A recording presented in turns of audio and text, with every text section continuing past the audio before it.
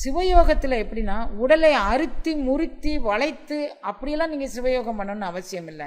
நீங்கள் கொஞ்ச நேரம் அமைதியாக உட்காந்து உங்களுடைய மனதை ஒருமுகப்படுத்துவதற்கு இந்த வாசியை கவனித்து கொண்டிருந்தீர்களானாலே இருகண்ணிலும் பெறக்கூடிய ஒளியை நான் பெறணும்னு அந்த சங்கல்பத்தை வச்சுக்கிட்டு கடினமான சித்தத்தோடு யாரிடமும் நடந்து கொள்ளக்கூடாது. அது எவராக இருக்கட்டும், கொலையே செய்ய வரானாலும் தன்னை கொல்ல வரும் பசுவை கூட நீங்கள் கொல்லக்கூடாது. மிக ஆழமாக நான் இதுலேருந்து வெளியே வரணும் அப்படிங்கிறது நம்மளுடைய உறுதிப்பாடு. மனத்திற்பம் அப்படிங்கிறார்.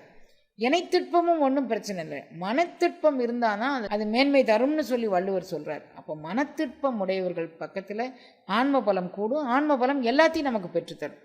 அப்படி ஆன்ம பலத்தோடு கூடிய வாழ்வு நம்ம வாழணும். அப்படிங்கிறதுனால நமக்கு இந்த சரணாகதியும் உயிரிறக்க பண்பும் நாம் செய்யக்கூடிய சில பயிற்சி முயற்சிகளுமே போதும் நமக்கு சிவ ஒளியை இருகண்ணிலும் பெறுவதான சிவ ஒளியையும் ஞான ஒளியையும் மும்மலங்களை அறுப்பதற்கான யோக கனலையும் நமக்குள்ளே அது பெற்றுத்தரும்.